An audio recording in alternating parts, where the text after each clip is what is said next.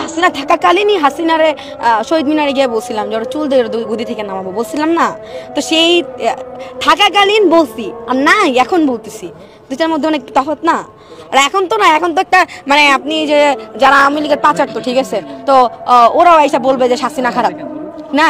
কয়জনের সাহস হয়েছিল যে হাসিনা থাকাকালীন কথা বলার? আর আমি আবারও ক্লিয়ার করতেছি, আমি কোনো রাজনৈতিক দলের না, আমি একদম নিরপেক্ষ, একদম নিরপেক্ষ। আমার পার্সোনালি জামাত ভালো লাগে ওদের রুলসের কারণে।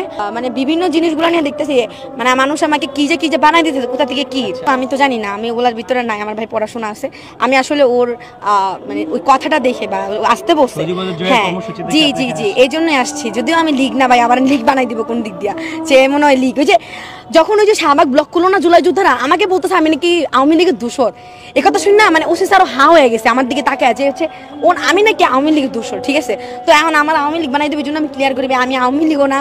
আমি আসলে উনি ডাকছে, তো আমি ভাবছি এখানে হয়তো ওই যে ভাই আমার জীবনে অনেক বড় স্বপ্ন ছিল আমি একটা লীগের থাপড়াবো, মানে ছাত্র লীগের, বুঝছেন? কিন্তু ভাই সামনে পাইছিলাম, থাপড়ানোর সুযোগ পাইনি। মানে সবাই মারামারি শুরু করছে, ওরে মারতেছে সবাই, আমি কোথায় দিয়ে থাপ্পড় দিব?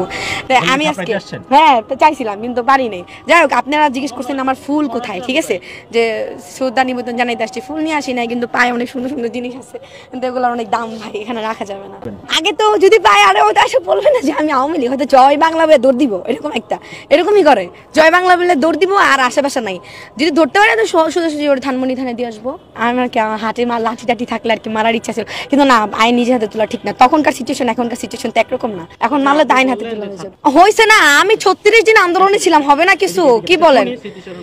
অনেক কিছুই হয়েছিল। এখন কোনটা বলবো? আপনার পুলিশ তো আপনার হচ্ছে পুলিশের থেকে ছাত্রলীগ বেশি ফায়ার করছে, ছাত্রলীগ মারছে, কত কিছু করছে, গণধর্ষণ করছে।